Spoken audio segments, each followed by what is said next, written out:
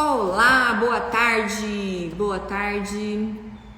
Mais um dia da leitura do livro, Uma Vida com Propósito. Estamos caminhando para o fim do livro. Hoje já no nosso 31º dia. E hoje a gente vai falar entendendo a sua forma. Assim, tu me moldaste por dentro e por fora. Tu me formastes no útero da minha mãe. Salmos 139, 13. Somente você pode ser você mesmo. Uau! Somente você pode ser você mesmo. Deus projetou cada um de nós de modo que não houvesse réplica em todo o mundo. Ninguém tem exatamente a mesma composição de fatores que tornam você tão único, especial e singular. Isso significa que ninguém mais no mundo será capaz de desempenhar o papel que Deus planejou para você. O seu caminho é único, é apenas seu. Se você não fizer a sua contribuição individual para o corpo de Cristo, ela não será feita por mais ninguém. A Bíblia diz: existem dois tipos diferentes de dons. Existem maneiras diferentes de seguir. Há diferentes habilidades para realizar o trabalho.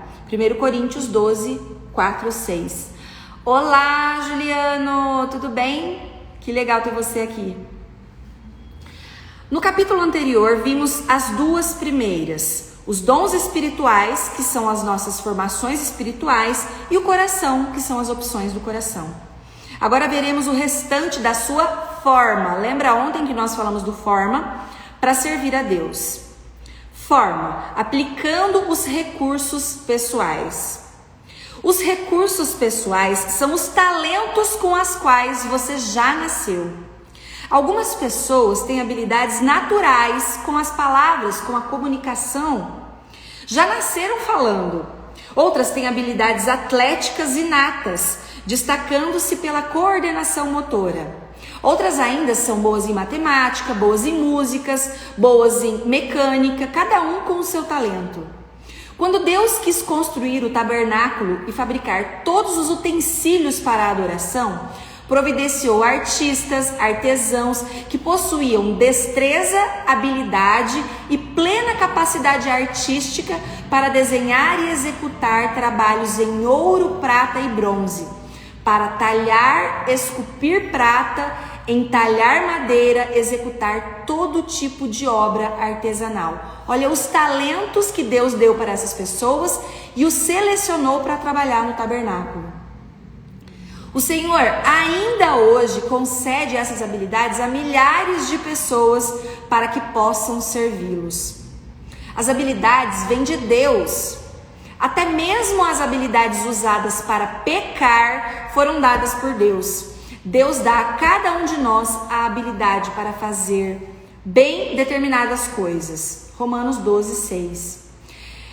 E visto que as capacidades naturais provêm de Deus, elas são tão importantes e espirituais quanto os nossos dons espirituais. Ontem nós falamos que esses dons são desenvolvidos por nós.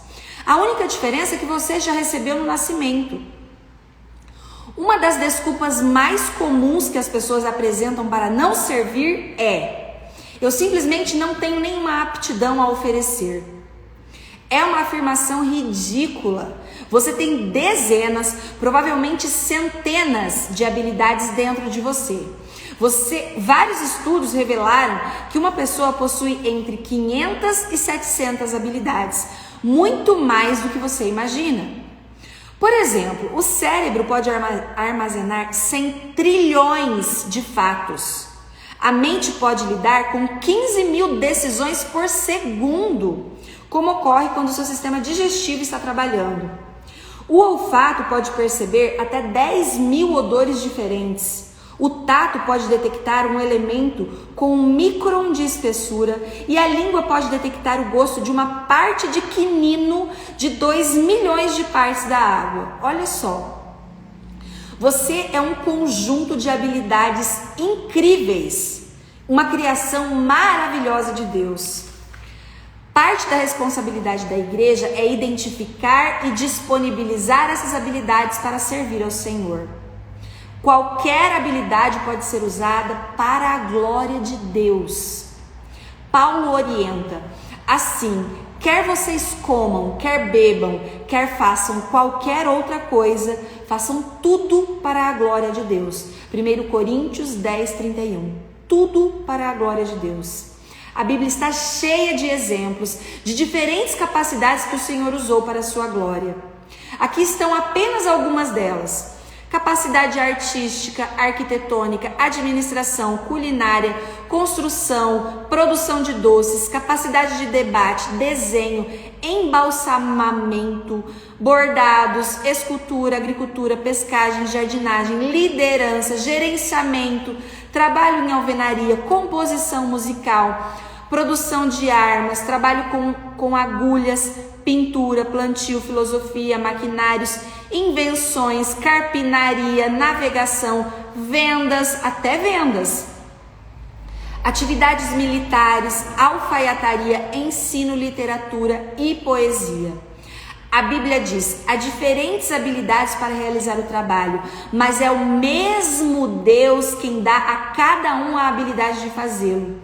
Na minha igreja, por exemplo, um grupo de mulheres criou um grupo de costura que vende hoje, gente, artesanato para o país inteiro. E a renda que essas mulheres geram é extraordinária, é impressionante a renda que elas geram para a obra da igreja.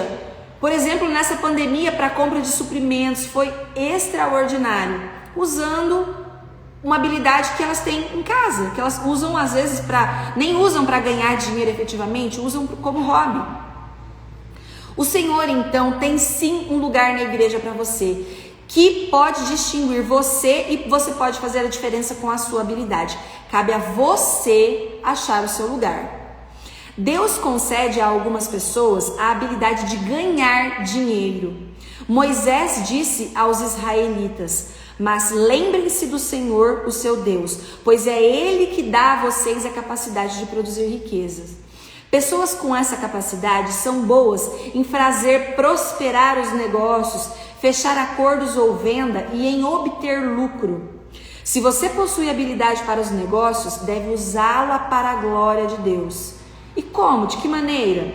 Primeiro, compreenda que sua habilidade provém de Deus e dê todo o crédito a Ele. Segundo, use a sua empresa ou seu negócio para atender às necessidades de alguém e compartilhe a sua fé com aqueles que não creem nisso. Terceiro, devolva ao menos o dízimo. Queridos, o dízimo é bíblico e ponto final, sem discussão sobre isso.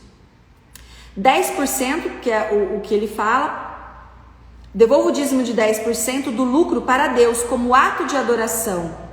Por fim, estabeleça para você mesmo a meta de ser um construtor do reino e não um construtor de riquezas, uma coisa sem fundamento, sem propósito, sem porquê. E eu vou explicar isso mais no capítulo 34. Deus quer que faça aquilo que sou capaz de fazer. Você é a única pessoa nesse mundo que pode empregar as suas habilidades e desenvolvê-las, como a gente falou ontem. Ninguém mais pode assumi-las, porque ninguém mais possui essa constituição única e exclusiva que Deus lhe deu. Você é único, singular. A Bíblia diz que o Senhor que o Senhor supre você de tudo que é necessário para fazer a sua vontade. Hebreus 13, 21. Para descobrir a vontade de Deus para a sua vida, faça um autoexame minucioso, a fim de saber em que você é bom e identificar as coisas para as quais você tem habilidade. Se Deus não lhe deu a capacidade de cantar bem, Ele não espera que você cante. Ele jamais lhe pedirá que dedique a vida a uma tarefa para a qual você não tem talento. No entanto, as habilidades que você efetivamente possui são um forte indício de que o Senhor quer que você faça. São pistas para que você conheça a vontade de Deus para a sua vida. Se você for bom em projetar, recrutar, desenhar ou organizar, é seguro supor que os planos dele para a sua vida incluem tal habilidade de alguma forma. Deus não desperdiça a capacidade. Gente, lembre disso. Deus não desperdiça a capacidade. Qual é o seu dom? Qual é o seu talento? No que você é bom? O que você gosta de fazer? Aquilo que te dá prazer em fazer é naquilo que está a tua habilidade, gente. É muito fácil descobrir. Ele combina o nosso chamado, o nosso propósito com as nossas habilidades. As habilidades não foram concedidas apenas para que você as empregue na sua profissão. O Senhor as concedeu para que você exercesse um ministério. Pedro disse: Deus deu a cada um de vocês algumas capacidades especiais. Estejam certos de as estarem utilizando para se ajudarem mutuamente, transmitindo aos outros as muitas espécies de bênçãos de Deus. 1 Pedro 4,10. O que você ama fazer? Tá aí tua habilidade, ponto final, é muito simples. Enquanto esse livro estava sendo escrito, aproximadamente 7.000 pessoas usavam habilidades para o ministério da igreja Saddleback, suprindo todo tipo de serviço que você possa imaginar. Consertando carros recebidos de doação para que sejam, por sua vez, doados aos que necessitam, encontrando os melhores negócios para as aquisições da igreja, trabalhando com paisagismo, organizando arquivos, divulgando arte, elaborando programas, projetando prédios, fornecendo tratamento de saúde, escrevendo propostas de subvenções, treinando o time, fazendo pesquisa, realizando centenas de outras tarefas que requerem especialização. Dizemos aos novos membros: não importa no que você é bom, você deve fazê-lo para a sua igreja. Forma, usando o seu modo de ser. Não damos conta de como cada um de nós é verdadeiramente único. As moléculas de DNA podem se reunir em um número infinito de formas. A possibilidade de você algum dia vir a encontrar alguém exatamente igual a você é de 1 para 10 elevado a 2.400.000, elevado a essa potência. Se você fosse escrever esse número com cada zero da espessura de 1 polegada, seria necessário uma tira de papel de 60.000 quilômetros, ou seja, é impossível. Para que você tenha ideia do que significa isso, alguns cientistas acreditam que o número de todas as partículas do universo não passam de 10 seguido de 72 zeros, muito menor que as possibilidades do seu DNA. A sua singularidade é um fato científico da sua vida. Quando Deus o fez, ele quebrou o molde. Quando Deus o fez, ele quebrou o molde. Você é exclusivo, querido. Nunca houve nem haverá alguém igual a você. É óbvio que Deus aprecia a diversidade. Basta a gente olhar em volta. Ele criou cada um de nós com uma combinação exclusiva de traços de personalidade. Deus fez os introvertidos e os extrovertidos. Fez as pessoas que gostam de rotina e as que gostam de diversificar. Fez os racionais e os emocionais. Algumas pessoas trabalham melhor em tarefas individuais, enquanto outras gostam de trabalho em equipe. A Bíblia diz: Deus age por intermédio dos homens de maneiras diferentes, mas é o mesmo Deus que atinge os seus propósitos perante Ele. 1 Coríntios 12:6. A Bíblia apresenta prova suficiente de que Deus usa todos os tipos de personalidade. Pedro era sanguíneo, Paulo era colérico, Jeremias melancólico. E quando você vê as diferentes personalidades entre os 12 discípulos, fica fácil entender a razão de alguns conflitos interpessoais. Gente, isso é maravilhoso. Perfil comportamental. Estude o seu, entenda o seu e de todas as pessoas da sua família. Eu te garanto que as suas relações serão transformadas. Não existe temperamento certo ou errado para o ministério. Todos os tipos de personalidade são necessárias para equilibrar a igreja e dar o sabor à igreja. O mundo seria muito chato se fôssemos todos feijão com arroz. Felizmente, as pessoas apresentam muitas variedades. O seu modo de ser, isto é, a sua personalidade, influenciará influenciará direta a maneira e o lugar em que você usa suas habilidades e os seus dons espirituais. Por exemplo, duas pessoas podem ter o dom da evangelização, Se uma é introvertida e a outra é extrovertida, esse dom será expresso de maneiras distintas. O marceneiro sabe que é mais fácil trabalhar no sentido da fibra da madeira, que de modo perpendicular a elas. De igual maneira, quando você é forçado a atuar de certo modo fora das suas características individuais, de seu temperamento, cria-se uma tensão e um conflito. Olha só, quando você é uma pessoa influente, gosta de gente, gosta de falar, gosta de se expressar, e aí você está atrás de um computador fazendo planilha de Excel, isso causa sofrimento em você. Por isso que é tão importante, e vice-versa também. Quando você é uma pessoa introspectiva e você é forçada no seu trabalho, por exemplo, a falar com muita gente, a se relacionar com muita gente, isso também te causa sofrimento. Por isso que é tão valioso você conhecer o seu perfil comportamental, gente. É por isso que imitar o ministério de alguém jamais vai produzir resultados. Você tem a sua personalidade e não a personalidade de outra pessoa. Além do mais, Deus criou você para ser você mesmo. Você pode aprender com o exemplo de alguém, mas filtrar o que aprende por meio da sua forma individual. Hoje temos muitos livros e ferramentas que podem ajudá-lo a compreender sua personalidade, a fim de que você possa determinar como que você vai usar. Como num vitral, nossas diferentes personalidades refletem a luz de Deus em muitas cores e padrões. Isso abençoa a família do Senhor com intensidade e variedade e também nos abençoa pessoalmente. É agradável fazer aquilo para o qual Deus nos preparou. É agradável fazer aquilo para o qual Deus nos preparou, queridos. Quando atua de forma coerente com a sua personalidade que Ele lhe deu, você se sente feliz, realizado, pleno, produtivo, satisfeito. Olha que extraordinário isso. Compreenda os seus dons que a sua vida vai se transformar. Fato. Forma, utilizando as suas áreas de experiência. Você foi formado pelas experiências que teve na sua vida, ao longo da sua vida, estando a maioria delas além do seu controle. Mas Deus permitiu que acontecessem algumas coisas para cumprir o propósito dele na sua formação. Ao determinar sua forma, com letras maiúsculas, para servir a Deus, você deve examinar pelo menos 6 tipos ou áreas de experiências do seu passado. Experiências familiares. O que você aprendeu convivendo com a sua família? Experiências educacionais. Quais eram as suas matérias favoritas na escola? Experiências vocacionais. Em quais empregos você foi mais eficiente ou você gostou mais de trabalhar? Oi, Sohaila, bem-vinda! Que delícia ter você aqui.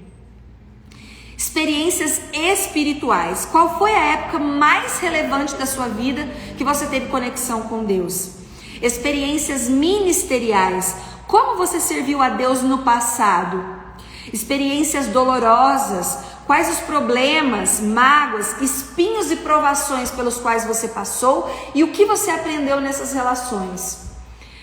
É a última categoria, as experiências dolorosas, que Deus mais usa a fim de prepará-lo para o seu ministério. Deus jamais desperdiça uma dor. Queridos, eu vou repetir. Deus jamais desperdiça uma dor. Cada dor que você passar, gente, leve o aprendizado dessa dor. Na verdade, é muito provável que o seu ministério mais significativo surja da sua dor mais significativa. Qual é a lição que você carrega disso?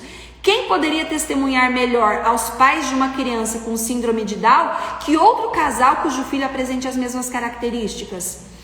Quem poderia ajudar melhor na recuperação de um alcoólatra que alguém que tenha combatido o demônio do alcoolismo e alcançado a liberdade?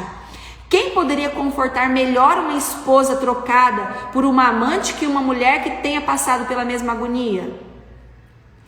Deus intencionalmente permite que você passe por experiências dolorosas a fim de capacitá-lo a trabalhar com outras pessoas.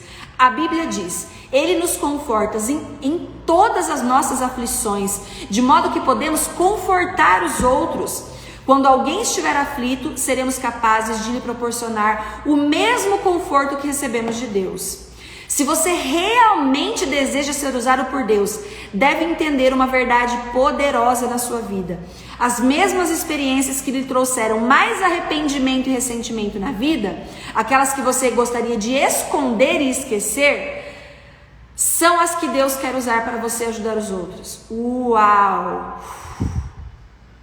As suas piores experiências, aquelas que você quer esconder e esquecer, são essas que você deve usar para ajudar os outros. Elas são o seu ministério. Para que Deus utilize as suas experiências dolorosas, você deve, antes de tudo, querer compartilhá-las.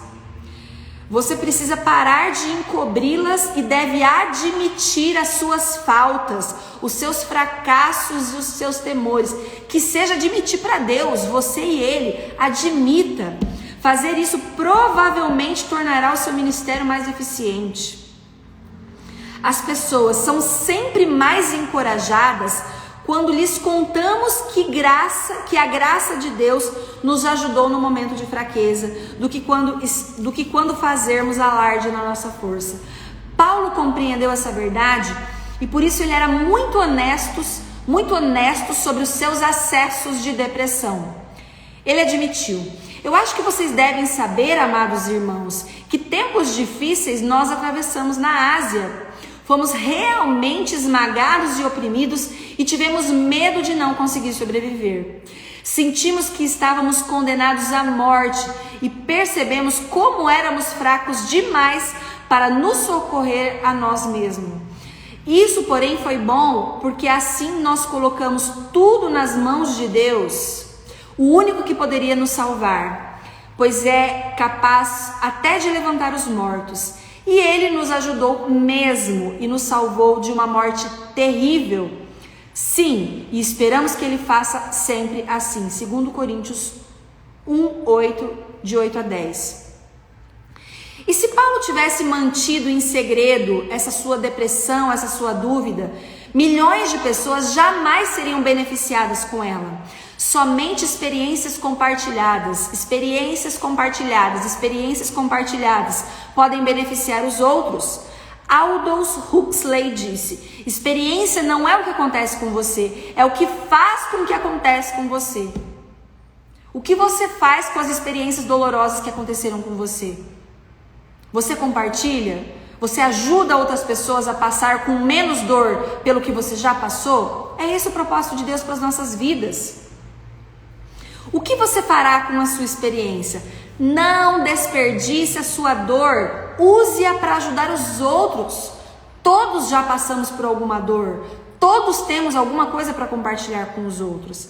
E após analisar as 5 vias que Deus utiliza a fim de moldá-lo para o ministério, eu espero que você chegue a um profundo reconhecimento da sabedoria de Deus e obtenha uma ideia clara de como Ele o preparou para o propósito de servi-lo.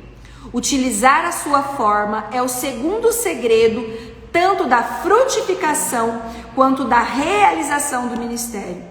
Você será realmente eficiente quando utilizar seus dons espirituais, as suas habilidades na área de interesse do seu coração, de modo que você obtenha a melhor expressão da sua personalidade e das suas experiências. Quanto mais adequada a combinação, mais bem-sucedido você será. Extraordinário. Vamos lá para o nosso resumo do dia, pensando sobre o meu propósito de vida. Tema para reflexão: ninguém mais pode ser eu. Você é único, exclusivo, com os seus dons, com as suas habilidades, com os seus propósitos. Use a sua dor para propagar coisas boas nesse mundo, gente. Versículo para memorizar: Deus deu a cada um de vocês algumas capacidades especiais. Estejam certos de as estarem utilizando para ajudarem mutuamente, transmitindo aos outros as muitas espécies de bênçãos de Deus. É pedido de Deus para as nossas vidas que a gente se abençoe mutuamente. 1 Pedro 4:10. E a pergunta para meditar: Qual capacidade dada por Deus ou qual experiência pessoal você passou que você pode oferecer à sua igreja, aos seus colegas, às pessoas à sua volta, hoje pela internet, falando com as pessoas que passaram pelas mesmas dores de vocês, compartilhando o que você viveu, de que maneira que você pode contribuir para esse mundo. Basicamente é isso. Você tem dons, você tem talentos, você tem formas, você tem meios. Use isso para servir o mundo, para fazer a diferença nesse mundo, para ser luz nesse mundo, para trazer coisas boas para esse mundo. Todos nós, singularmente, cada um ao seu modo, tem como contribuir para o mundo. Não entre num casulo e se isole. Não é esse o propósito de Deus para sua vida. E você vai ver que contribuir com a vida do mundo, contribuir com as pessoas desse mundo, com a vida das outras pessoas, faz tão bem para você, que você vai contribuir muito mais com você do que com os outros. Tá bom? Experiências são valiosíssimas, Sohaila, exatamente. Queridos, quero agradecer vocês que estiveram comigo até aqui, nessa jornada. Um beijo, até amanhã, no dia 32 do livro? Dia 32, exatamente. Beijão, até mais.